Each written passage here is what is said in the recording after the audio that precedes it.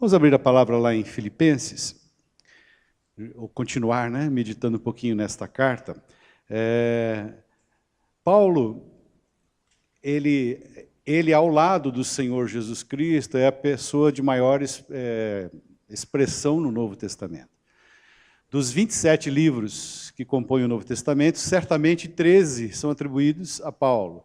Se nós considerarmos que quase metade do livro de Atos é a respeito da obra de Paulo, e se nós considerarmos que alguns autores, alguns comentaristas, creem que Paulo foi quem escreveu Hebreus, embora não se saiba quem tem escrito Hebreus, então aumenta para 15 o número de livros, aumentaria para 15. Então, mais da metade do Novo Testamento foi escrito, talvez, por esse homem tão especial, que foi criado aos pés de um filósofo chamado Gamaliel, que foi um dos fundadores do farisaísmo daquela época. Adolescente, ele já foi lá para aquele internato, e ficou ali aos pés de Gamaliel.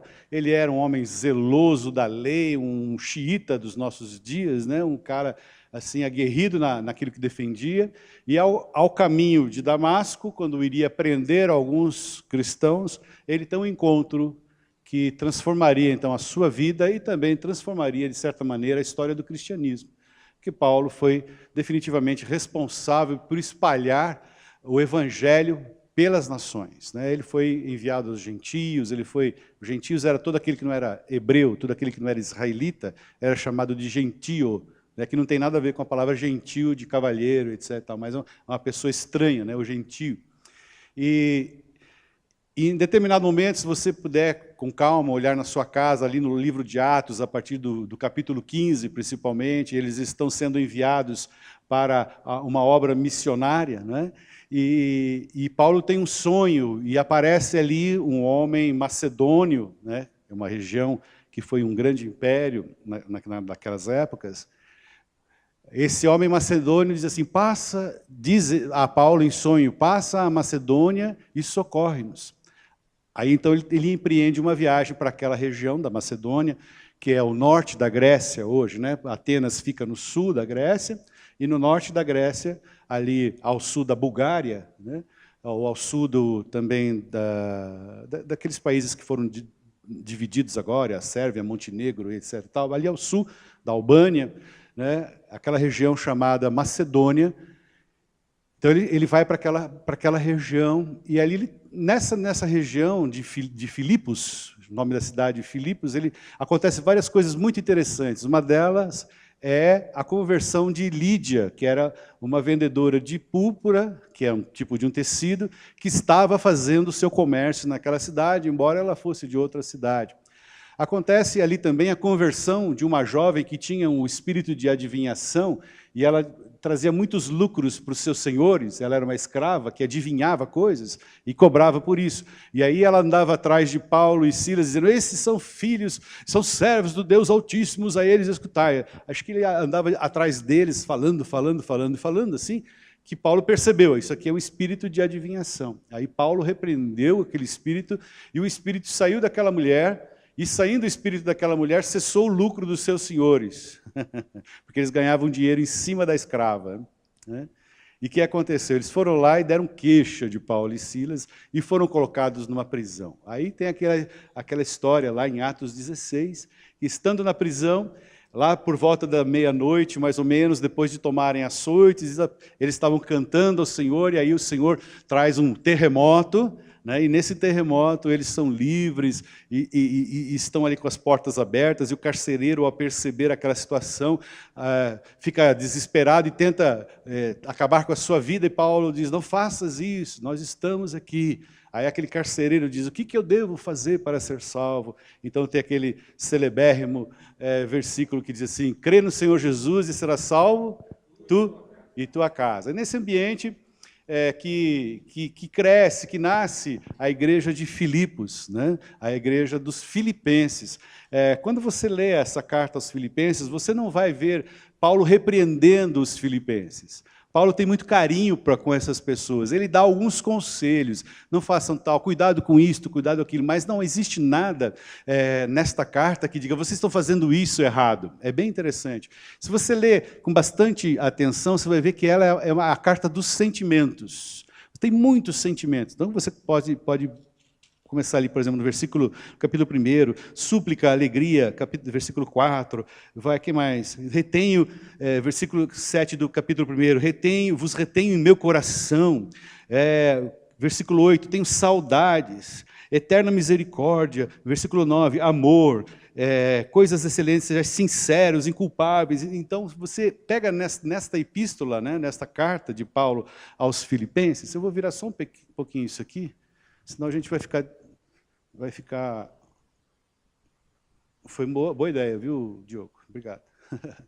Mas ela fica virando a minha página aqui. É uma carta cheia de afeto, cheio de amor. Paulo, a gente poderia dizer assim, ele tinha uma predileção, entre aspas, bem entre aspas, pelo pessoal de Filipos. Ele tinha um carinho especial. Ele sentia si mesmo paizão daquela turma, como se sentia de outras igrejas. E ele escreve muitas coisas interessantes. A razão da escrita desta carta é para que os filipenses ficassem tranquilos quanto à saúde de Paulo e à saúde de um dos irmãos lá de Filipos, que tem um nome bem interessante, olha aqui. Como é que está aqui? Está aqui. Como é que é o nome daquele rapaz? Epafrodito, olha lá, uma bela sugestão, viu, Paola? Epafrodito. Júnior. Epafrodito era um emissário lá dos filipenses que levou a oferta, aquela oferta que o pastor estava falando aqui, levou a oferta dos filipenses para Paulo. E ficou lá servindo a Paulo. Então, os filipenses, além de mandarem dinheiro, de mandarem recursos, de mandarem lá a provisão para Paulo, mandaram o próprio Epafrodito para ajudar a Paulo naquele tempo de tanta dificuldade. Acontece que Epafrodito ficou muito doente, junto com Paulo, e aí os filipenses ficaram sabendo que Epafrodito estava muito doente, ficaram muito tristes. Aí, quando ele escreve esta carta, ele dá em mãos de Epafrodito e pede para o próprio Epafrodito levar esta carta de volta aos filipenses, para dizer que tanto Paulo quanto Epafrodito estavam todos bem e muito gratos. Então, tem aqui entranháveis afetos, né? Paulo ama demais os filipenses, e nesta carta existem algumas coisas que nós queríamos ver. Queríamos ver 4 princípios importantes, dentre muitos que há aqui nesta carta, 4 situações, 4 pontos que devem estar presentes de uma forma mais enfática nas nossas próprias vidas. A nossa igreja, a Igreja da Família Cristã, ela tem procurado, nesses últimos anos, caminhar numa visão chamada valorizar, como é que é mesmo? Valorizar, alcançar, valorizar uma vida, alcançar famílias para o reino de Deus. E as ações da igreja, ministerialmente falando, e também do ponto de vista de ação social, vocês têm lá o projeto Uma Vida, acontecendo ali na Vila Olímpia, que faz parte, está introjetado, está entranhado, né? Está assim, dentro dessa visão de valorizar uma vida e alcançar famílias. Nesse próximo ano vai trazer uma dinâmica diferente. Nós vamos ser desafiados a discipular pessoas, a termos pessoas ao nosso lado para amarmos estas pessoas, para colocarmos essas pessoas em ação no reino de Deus, trabalharmos vidas para que elas alcancem as outras vidas. Então, uma vida alcançando outras vidas. Eu e você vamos ser desafiados a termos ao nosso lado mais pessoas que queiram servir ao Senhor. Quem pode dizer amém a essa palavra? Então, e aí, pensando nesse grande projeto para 2017, que vai ser mais esmiuçado no começo do ano, nós pensamos que existem alguns pontos que nós precisamos é necessário para as nossas vidas que sejam tocados e que nós sejamos transformados pela palavra de Deus, a fim de alcançarmos esse objetivo que não é outro senão tirar vida do inferno e trazer vida para o reino de Deus. Na verdade é isso, tirar gente que está perdida, gente que não sabe onde vai passar a eternidade, e dizer, olha, Jesus Cristo, recebe Jesus no seu coração e você vai ter certeza da eternidade, a eternidade está garantida ao lado de Deus, né? Você vai ser salvo, você, sua casa, sua família, a certeza da vida eterna. Na verdade, o projeto é este, né? Valorizar uma vida, alcançar famílias, nada mais é do que dizer, Jesus Cristo é o único Senhor e Salvador da nossa vida. Quem pode dizer amém? Né? Vem para essa visão, né? Todo mundo que nós pudermos tocar, venham para esta visão. Né? Eu queria, então, pensar estes 4 pontos e deixar com vocês uma meditação singela para que, pedindo ao Senhor que complete a sua obra em nossos corações. Né? Esta é uma carta especial, tem um texto aqui que é muito maravilhoso, único, né? Abra lá em Filipenses capítulo 2, antes de eu tocar os 4 pontos que eu quero tocar, eu queria pensar esse texto aqui do capítulo 2, ele fala exatamente da grande humildade de Jesus, contrapondo-se com o nosso orgulho, contrapondo-se com as nossas preferências, vamos dizer assim, e o quanto que nós precisamos imitar ao nosso Senhor Jesus em todos os aspectos, o quanto nós precisamos conhecer mais de Jesus e pedir que Jesus seja visto em nós. O Jesus que deve ser visto em nós é esse Jesus aqui, ó, a partir do versículo 4 do capítulo 2, assim, eu acho um texto sublime este, né? Não atente cada um somente para o que é seu, mas cada qual também para o que é dos outros. Uau! De sorte que haja em vós o mesmo sentimento que houve em Cristo Jesus, que, sendo em forma de Deus, não teve por usurpação ser igual a Deus, mas a si mesmo se esvaziou, tomando a forma de servo, fazendo-se semelhante aos homens, e achado em forma de homem, humilhou-se a si mesmo, sendo obediente até a morte e morte de cruz, pelo que Deus o exaltou soberanamente e lhe deu um nome que é sobre todo nome, para que ao nome de Jesus se dobre todo o joelho dos que estão nos céus, na terra e debaixo da terra, e toda língua confesse que Cristo Jesus é o Senhor, para a glória de Deus Pai. Então ele coloca uma contraposição aqui, né, da humildade de Cristo, sendo Deus, se fez homem, e quantas vezes nós, sendo homens, queremos ser Deus, né? Quantas vezes nós, sendo apenas mortais, queremos ter toda a razão, queremos ter sempre a razão, queremos sempre estar certos, achamos sempre defeito nas coisas dos outros, achamos que sempre somos os melhores, achamos que sempre os outros são piores. Teve um sacerdote que disse uma vez que a única coisa que existe em comum em todas as religiões, pensa em todas as religiões, né? Todas elas, todas, né? As cristãs, as não cristãs, sabe qual é a única coisa que existe em comum em todas elas? A carnalidade. A carnalidade. Então, você vai lá no meio dos muçulmanos, ou vai no meio dos espíritas, ou vai no meio da Umbanda, ou vai no meio católico, ou vai no meio evangélico, o que você vai encontrar lá? Gente carnal, gente que quer ter razão sempre, gente que quer sempre espezinhar o outro, gente que quer sempre dizer, eu estou certo, você está errado, né? Eu sou bom, você é mau. Em todos os lugares é isso. Mas em Cristo Jesus, Ele mesmo se humilhou. E Ele mesmo não quis ser igual a Deus, sendo Deus. Então, Paulo, ele dá essa pincelada, né, na vida dos filipenses. Olha, presta atenção nisso.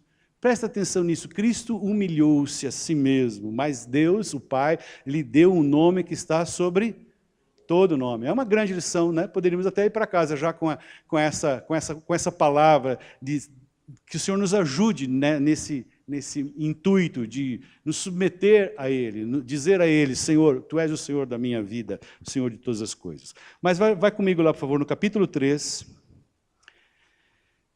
4 aspectos da nossa vida em Deus, que trarão crescimento, que farão de nós, cada um de nós, discipuladores, pessoas que ajudarão outras em alegria, né? Em alegria na presença do Senhor. Primeiro, lá em Filipenses capítulo 3, versículos 7 e 8, diz assim: mas o que para mim era lucro, considerei-o perda por causa de Cristo. E, na verdade, tenho também por perda todas as coisas pela excelência do quê? Do conhecimento de Cristo Jesus, meu Senhor, por quem sofri a perda de todas estas coisas. O que ele estava falando? O que ele perdeu? O que ele perdeu? Né? Ele perdeu aquela ideia... Versículo 4. Eu poderia confiar na carne. Se algum outro pensa que pode confiar na carne, eu ainda mais. Né? Circuncidado ao 8º dia, da linhagem de Israel, da tribo de Benjamim, hebreu de hebreus, segundo a lei fariseu, segundo o zelo perseguidor da igreja, segundo a justiça que há na lei, irrepreensível. Aí ele diz lá no versículo 8, na verdade tenho por perda todas as coisas pela excelência do conhecimento de Cristo Jesus, meu Senhor, por quem sofri a perda de todas estas coisas. Ele era perseguidor, agora ele é perseguido. Né? E as considero como refúgio para que possa ganhar a Cristo Jesus. Então, a primeira coisa que nós precisamos pedir ao Senhor que nos ajude é que Ele mude os nossos valores errados. Nós temos bons valores em nossas vidas, temos uma boa criação, nós temos uma boa educação, nós temos bons princípios, mas existem algumas coisas que tomam o lugar do Senhor nas nossas vidas que precisam ser tiradas. Então, primeira coisa, pedir a Deus que nos ajude a identificar aquilo que está tomando o lugar de Deus na nossa vida. O que será que toma o lugar de Deus na sua vida? Né? Às vezes é uma pessoa... Às vezes pode ser um filho, ou um pai, a mãe, enfim, alguma coisa desse tipo, toma o lugar de Deus na sua pessoa. Aquela pessoa é antes de Deus, para mim ou para você. Pode ser a questão da sua carreira, da sua profissão, do seu estudo. Pode estar ali, pode ser o seu negócio, pode ser a sua família, enfim, N coisas que podem ter um valor maior do que Paulo diz aqui. Ele perdeu tudo isso pela excelência do conhecimento de Cristo Jesus, meu Senhor. Né? É interessante isso, né? Porque, às vezes, coisas, pessoas, situações tomam o lugar de Deus na nossa vida, e isso nos impede de trazermos outras pessoas para o Senhor. Porque ficamos divididos, ficamos ali tentando administrar situações que são inadministráveis, impossíveis.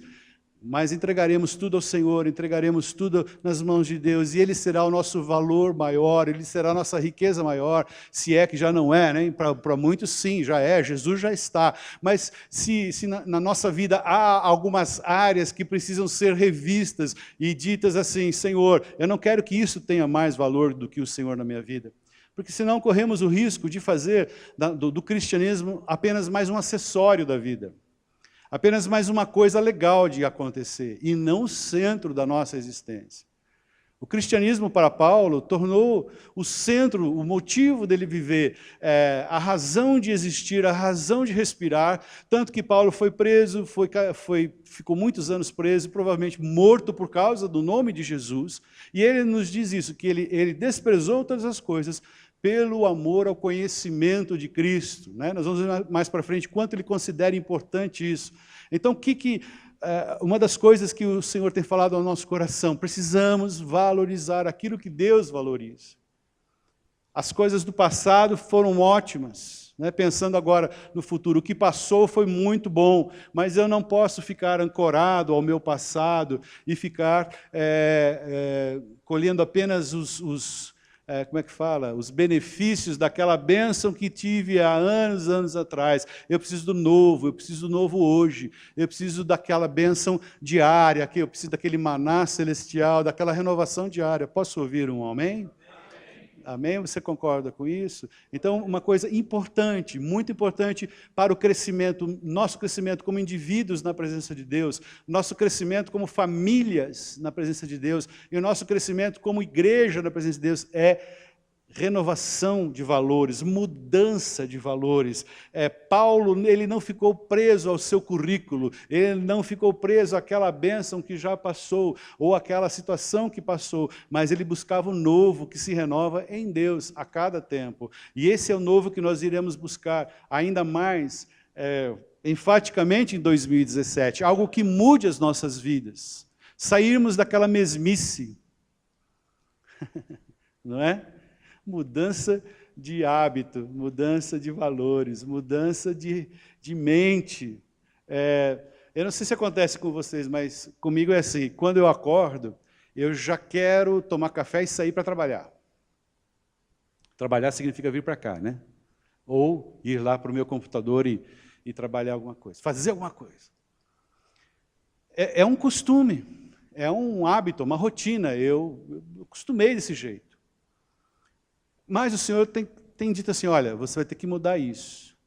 Antes de você sair, engrenar seu carro, vai lá e engrene uma oração, gaste um tempo na presença de Deus. Quem sabe, comece a acordar meia hora antes para privilegiar o tempo com Deus. E isso é, na prática, uma mudança de valor. Isso é, na prática, uma mudança de hábito. Isso é, na prática, uma mudança. Quando a gente chega muito cansado da rua, o que você quer fazer? Ou seja, sentar na frente da televisão e ligar e ver alguma coisa, né? O que você está vendo aí, bem? Nada. Ele está lá na frente da televisão só, mas não está vendo nada. Aquela coisa. Mudar o hábito. Quem sabe, ao invés de ir lá para o sofá, ir lá para o quarto, orar. Quem sabe? Deus nos ajude a fazer isso. Quem sabe Deus nos ajudará a mudar esse hábito. Né? Quem diz amém essa palavra? Nós precisamos dessa ajuda, nós precisamos dessa ajuda de Deus para mudar os nossos hábitos, porque senão continuaremos no mesmo ciclo vicioso. Né? Teremos mais do mesmo. E nós não queremos isso, nós queremos romper de alguma maneira, e a forma de romper é mudando os nossos hábitos, os nossos valores. Quem diz amém essa palavra? A segunda coisa importante que Paulo ajuda a gente aqui a pensar, está lá, nós vimos os versículos 7 e 8 do capítulo 3. Veja comigo agora os versículos 9, o 9, diz assim, e seja achado nele, não tendo justiça própria que vem da lei, mas a que vem pela fé em Cristo, a saber, a justiça que vem de Deus pela fé. Uma coisa que é muito perigosa para nós, os cristãos, uma coisa que é muito sensível, é que às vezes, nós achamos que por fazermos coisas para Deus, nós estamos justificados. Por exemplo, às vezes a gente pensa que a gente vem aqui, dá uma oferta de R$100. Aí Deus está obrigado a me devolver aqueles R$100 com o dobro. Ou então, eu vou e compro 10 cestas básicas, eu estou falando esse número assim aleatório, e dou para uma... então agora eu já tenho como é que fala? Um saldo que eu posso pecar aqui, 10 cestas básicas. Às vezes, não, eu faço isso na igreja, eu faço aquilo outro, faço... A gente tem ali um perigo de uma compensação moral. Pelo fato de estar fazendo algo para Deus, pode ser que a gente se sente com licença para pecar. E não é verdade. Não existe essa possibilidade. Essa é justiça humana. Essa é justiça humana. E a palavra diz lá em Isaías 64, versículo 6, eu vou ler para vocês o que ela fala sobre a nossa justiça. Diz assim, Isaías 64, 6 diz assim, mas todos nós somos como o imundo, e todas as nossas justiças como trapo de imundícia. E todos nós murchamos como a folha, e as nossas iniquidades como um vento nos arrebatam. Então, como que a Bíblia classifica a justiça humana? Como algo muito desprezível, porque a verdadeira justiça somente encontramos em Deus. Romanos, capítulo 3, versículo 10, assim, está escrito, não há nenhum justo, nenhum sequer. Mas em Cristo Jesus, todos nós fomos justificados diante do Pai. Quem pode dizer amém a essa palavra? Né? Os fariseus, que era uma seita da época de Jesus, eles se vangloriavam na sua performance espiritual. Eles jejuavam 2 a 3 vezes por dia, davam o dízimo de todas as coisas, eram seguidores de todos os preceitos da lei, da lei e seus detalhes. Só que Jesus falava assim, vocês são como sepulcros caiados. Por fora vocês estão bonitos, mas por dentro, lá no coração, estão cheios de podridão, estão cheios de impurezas. Então, o que acontece? Muitas vezes, Paulo está dizendo assim, eu quero ser achado em Cristo.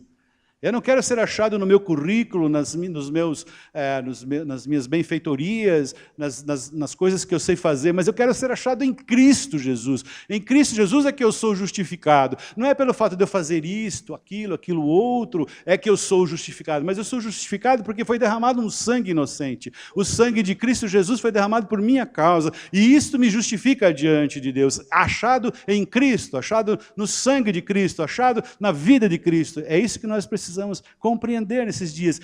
Significa buscar ao Senhor e a sua justiça. A palavra diz lá em Mateus capítulo 6, buscai primeiro o reino de Deus e a sua justiça, e as demais coisas vos serão acrescentadas. Nós gostamos bastante desses versículos que falam que as coisas vão ser acrescentadas, que Deus nos dará mais do que nós pedimos. Uau, a gente gosta disso, mas a gente não gosta muito daquele que o pastor leu, sei estar aflito, sei passar necessidade, sei ter abundância, eu posso... Aquele não, tira isso do nosso evangelho. Mas evangelho sem cruz não é evangelho. Quem diz amém? Lembre-se, nós servimos a um homem que foi crucificado, que foi cuspido, que foi chicoteado, que foi mal entendido, que foi caluniado. Nós servimos a esse homem chamado Jesus. A palavra diz que hoje no céu está lá Jesus, homem, intercedendo por nós. Quem diz amém essa palavra? E a palavra diz que os servos não são maiores que o seu Senhor. Então, agradeço a Deus pela vida tão boa que Ele tem dado. Eu estava pensando, esse ano foi um ano duríssimo, para muitos de nós aqui, foi um ano muito, muito duro, muito árido, apesar de tanta chuva e tanta inundação, essas coisas todas, mas foi um ano assim, que a palavra diz lá em Hebreus, todas as coisas abaláveis serão abaladas. Então, se tinha alguma coisa abalável na minha vida, este ano foi abalado. Se eu estou em pé aqui, é porque o Senhor me sustentou. Se eu estou em pé, é porque fui achado, tive graça diante do meu Deus. Eu não tenho capacidade em mim mesmo de estar em pé, mas o Senhor me sustentou. Então, lembra da sua vida durante 2016, quantas situações difíceis que você deve ter passado, ou ainda está passando, mas você chegou até aqui. O Senhor te sustentou e no final você vai ter um final de ano muito, muito bom ainda. Quem diz amém a essa palavra? Com descanso, com a graça do Senhor, com abundância. Quantos aqui tiveram que pedir perdão ontem à noite ao Senhor pelo pecado da gula?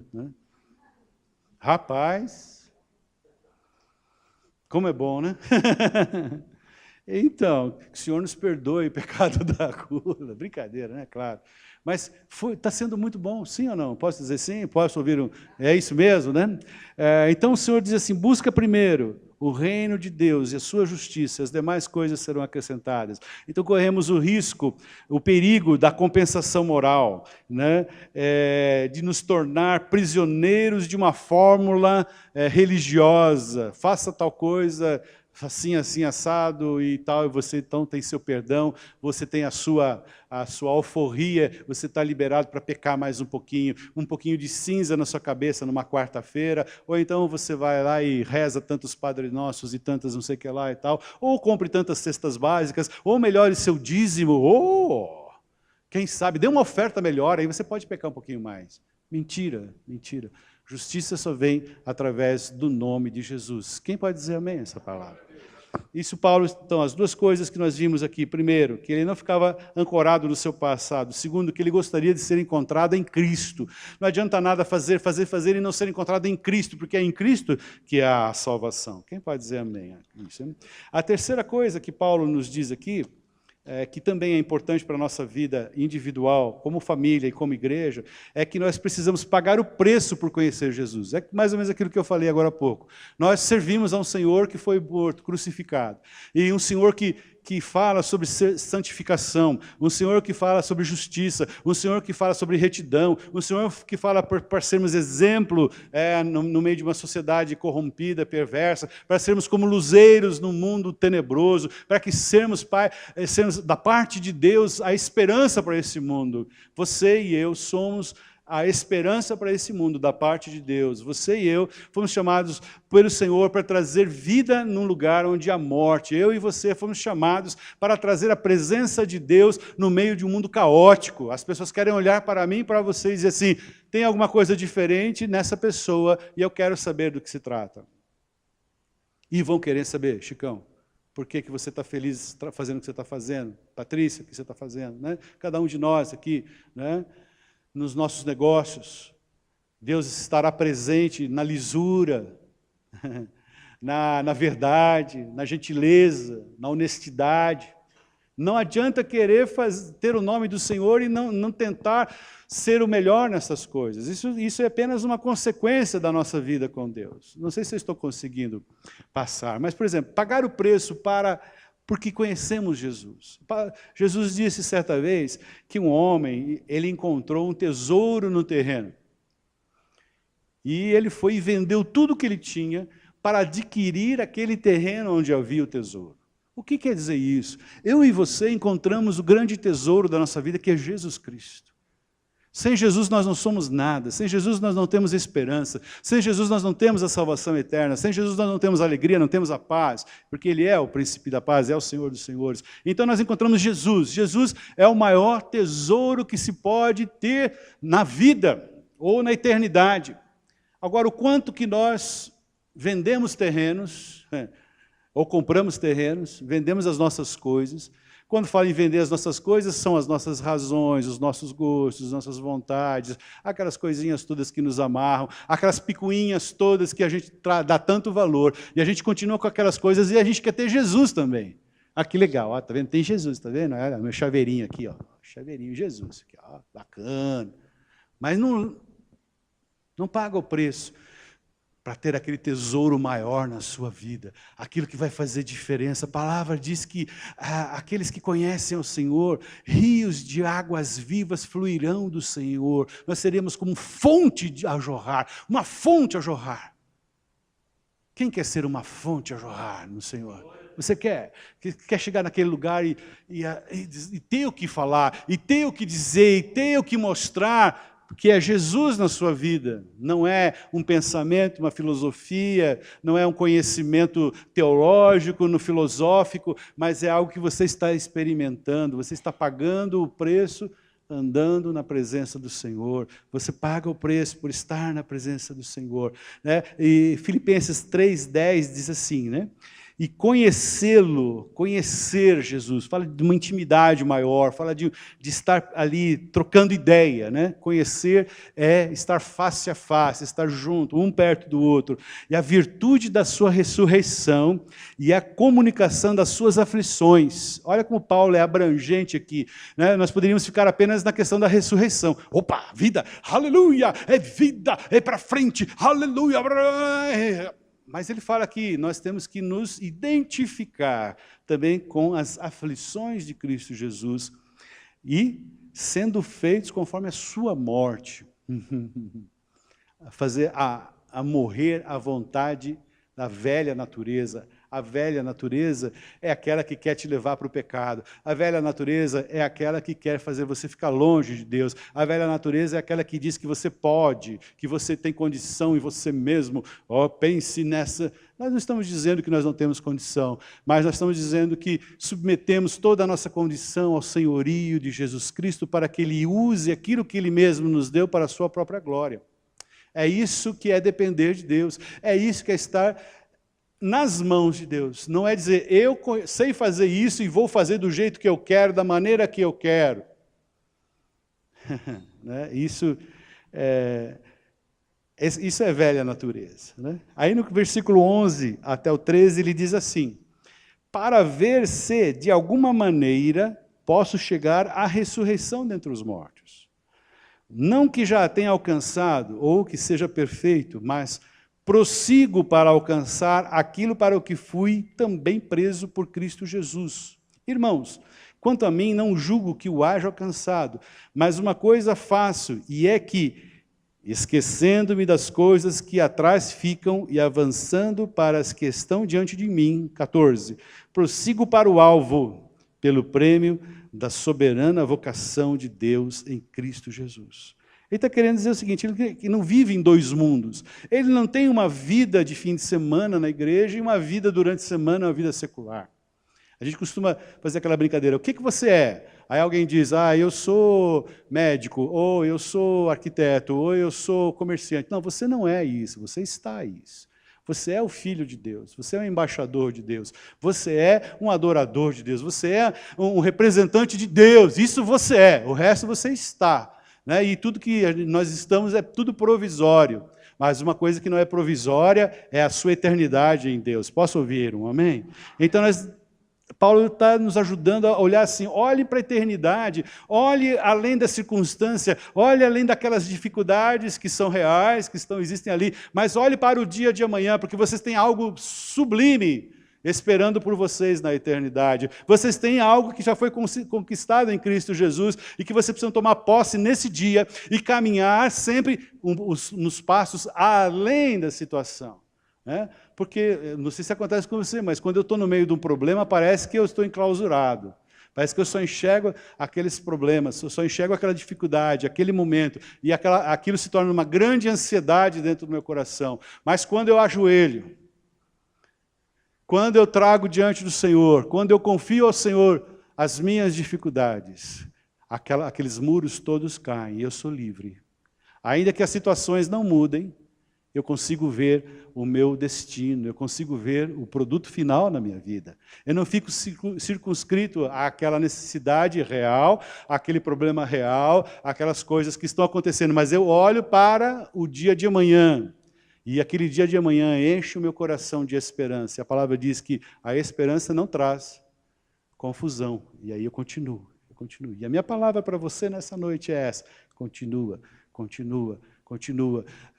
Põe o joelho no chão, lance diante do Senhor toda a sua ansiedade, lance diante do Senhor toda a necessidade, e Ele certamente vai colocar você numa situação privilegiada, na qual você vai poder olhar a situação. E Ele é o Senhor de todas as coisas, Ele é o Senhor da sua vida. Quem pode dizer amém a essa palavra, não é?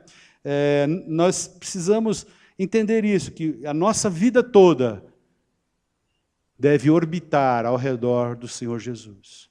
Quando eu não conhecia o Senhor Jesus, eu era o centro do assunto e as coisas orbitavam ao meu redor. Mas agora eu decidi seguir Jesus, eu decidi trazer Jesus para o centro da minha vida, eu decidi que Ele seja Senhor da minha vida, eu decidi que Ele seja o centro da minha vida. Então eu fico orbitando ao redor da sua vontade, ao redor da sua palavra. É Ele quem manda, não sou eu que mando. Você pode dizer isso? É Ele quem manda. Quem diz amém essa palavra? E é muito bom depender do Senhor, porque Ele é um Pai amoroso, Ele é um Senhor amoroso. A palavra diz que antes que alguma palavra subisse aos nossos lábios, Ele já conhece de antemão cada uma das nossas necessidades. E a palavra diz que Ele é fiel e poderoso para suprir as nossas necessidades em Cristo Jesus. Quem diz amém essa palavra? Aí tem a última parte, que eu queria que você continuasse lendo ali. Agora nós saímos um pouquinho do capítulo 3, vamos até o capítulo 4. E o versículo 4, quem lembra desse? 4:4. Deixa eu fazer uma coisa aqui. Vou pedir emprestado esse violão aqui. Aí nós vamos tocar uma música, que é...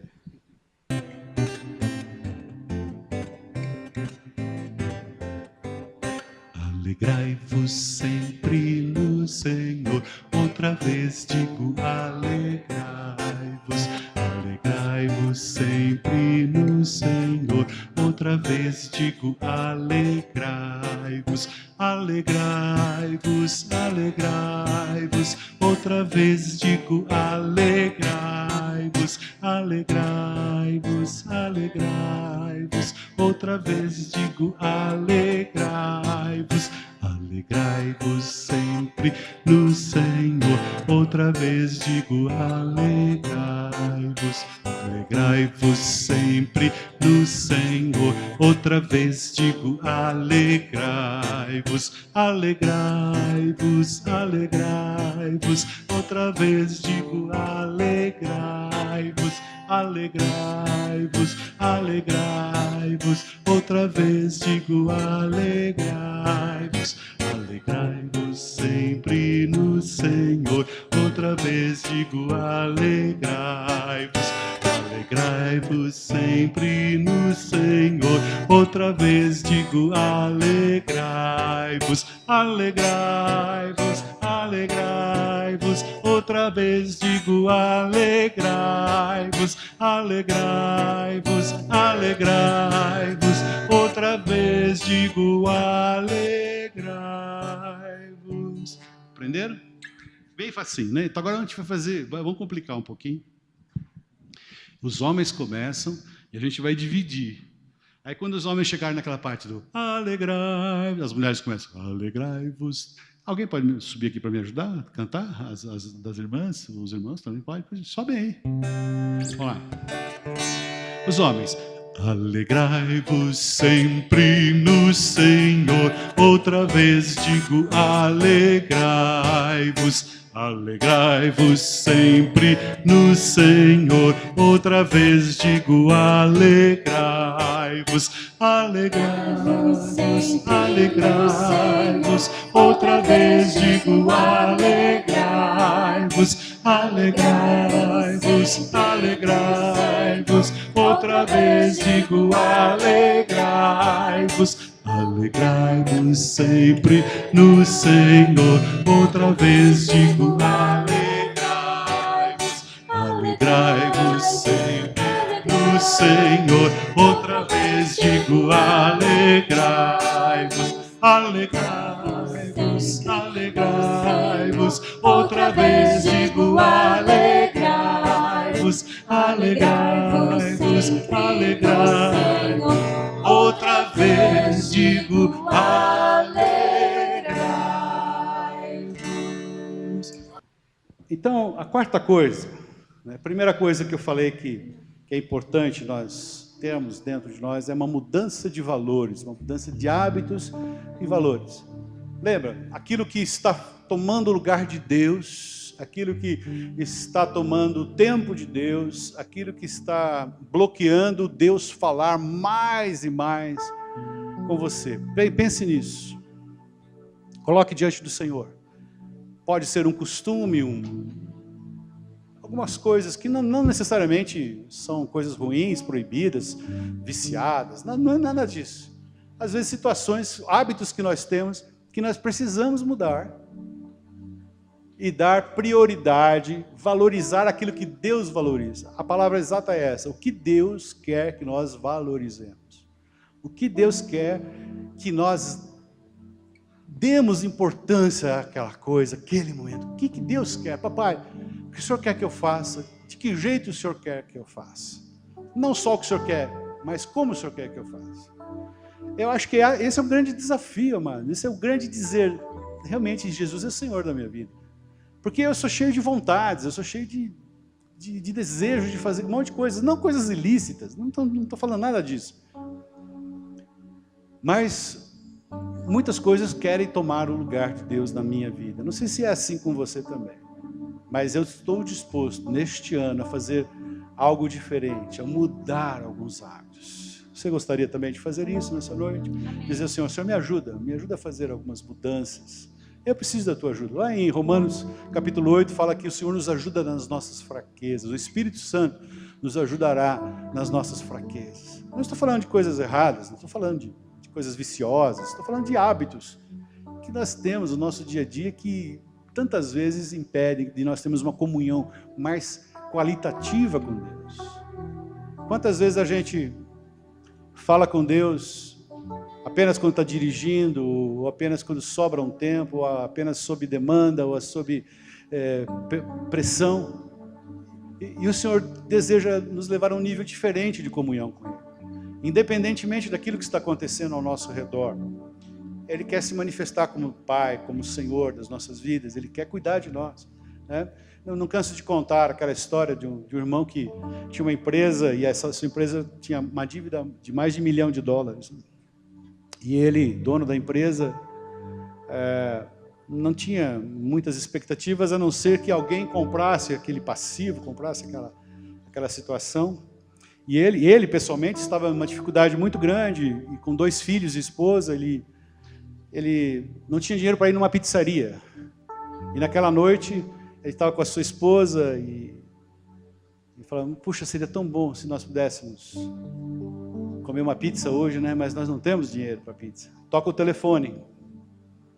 É o irmão dizendo, como vai? Tudo bem? É o seguinte, nós estamos aqui numa pizzaria e pensamos em comer uma pizza com vocês. Qual o sabor que vocês gostam? Né? Deus se importa com a sua necessidade. Comer uma pizza, R$70, uma boa pizza, né? Excelente pizza. Então Deus tanto faz se é R$10 ou se é $1 milhão. Para Ele não tem essa barreira, essa coisa de números. E às vezes a gente fica impressionado com muitas coisas. E a gente não confia que Deus é um Deus que pode dar. R$70 é uma boa pizza, não é, irmão? Daquelas com borda recheada, né? Deus pode dar uma pizza e também pode prover o comprador de um passivo de mais de $1 milhão ou de $2 milhões. Quem diz amém? Ele pode. Então Ele quer mudar um pouquinho a nossa mentalidade, e que o Espírito Santo nos ajude a mudar, como diz Romanos 12:2, mas transformai-vos pela renovação do vosso entendimento, renovação do entendimento, para que ele experimenteis qual seja a boa, perfeita, santa, agradável vontade de Deus para vocês. Deus tem tanto para nos dar nesse nível de comunhão. Segunda coisa que nós podemos aprender aqui na carta de Filipenses é que buscar a sua justiça. Por mais coisas que eu faça para o reino de Deus, estas coisas não me justificam. O que me justifica é o sangue do Cordeiro.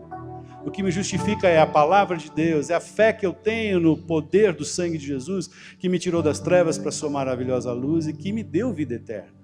Eu tenho vida eterna em Cristo Jesus. Eu fui justificado pelo sangue. O que eu faço não me justifica. O que eu empreendo não me justifica. Isso é muito bom para as pessoas, mas isso não traz resultados para a salvação eterna. Eu creio que a justiça, a única justiça, é a justiça que vem de Deus, que está no reino de Deus. Isso significa dizer o seguinte: não adianta fazer coisas se o coração não estiver em Deus. Paulo dizia, eu quero conhecê-lo, quero estar em Cristo, achado em Cristo. E a terceira coisa, pagar o preço por conhecer. Conhecer ao Senhor é ter intimidade, é comunicar-se com o sofrimento de Cristo, é ter empatia com aquele que sofre, é ter empatia com aquele que está menos favorecido, é estender a mão, é estender o seu abraço, é estar junto, tocar uma vida, alcançar aquelas pessoas para o reino de Deus. E apesar de tudo isso, pedir, Senhor, ajuda-me a chegar à ressurreição, ajuda-me a chegar à morte do eu e à ressurreição em Cristo Jesus. E a quarta coisa, tão importante, é alegrar-se sempre, independentemente do que está ali ao redor, do visível. Creia no invisível.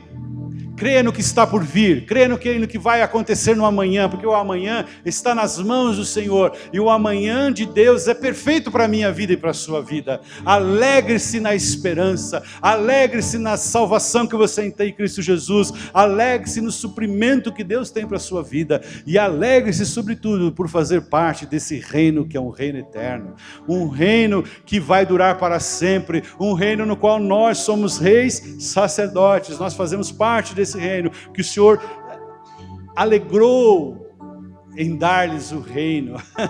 O Senhor tem alegria em repartir o reino comigo e com você. O Senhor tem alegria em fazer que você seja co-herdeiro em Cristo Jesus, das coisas celestiais, da eternidade, das insondáveis riquezas de Cristo Jesus, daquilo que é eterno, daquilo que vai de fato durar. É isso que Deus nos chama para partilhar disso que está no seu coração. Quando Ele criou a mim e a você, Ele está dizendo, você é um rei, é um sacerdote que vai usufruir de tudo aquilo que eu criei para o gozo de Jesus Cristo. Quem diz amém? Tudo foi criado para Ele, tudo é dele, nós existimos por causa dele. Ele é o centro de todas as coisas. E Deus nos chama para compreendermos isso e descansarmos e alegrarmos-nos nele. Ah, Senhor, mas as coisas estão ruindo aqui ao meu redor. Ah, estou aqui à beira da falência, estou aqui com... Mas o Senhor sabe além da falência, o Senhor sabe além da dificuldade, o Senhor sabe além da doença, o Senhor sabe além de todas as coisas. Ele sabe a eternidade da sua vida. E é nessa eternidade que Ele tem bênção para você, Ele tem vida para você, Ele tem alegria para você, alegria eterna, regozijo eterno para mim e para você. E nós devemos olhar e vislumbrar aquilo que Ele prometeu e é poderoso para cumprir até o final. Amém? Você recebe essa palavra? Lembra que 2017 vai ser um ano muito abençoado. 2016 foi um ano difícil, mas abençoado. Chegamos aqui no final abençoados, né? Eu pessoalmente passei quase metade do ano com uma dor horrível. Depois, graças a alguns exercícios que a Lia me ensinou ali, né, Lia? Eu só temia o dia que no dia anterior ela brigava com o Denilson, aí no dia seguinte ia ter aula com ela. Era ruim, cara. Aí ela, ó, punha aquela molinha de bandeirinha vermelha, que é mais grossa. Aí era difícil, mas estou aqui, ó, consigo ficar em pé mais de 2 horas, aleluia, sem dor, aleluia, glória a Deus, né? Amém? Tivemos outras coisas que nos aconteceram, mas estamos aqui firmes, prontos para continuar com Deus, prontos a continuar na presença de Deus, prontos a fazer aquilo que Ele quer que nós façamos, do jeito que Ele quer que nós façamos.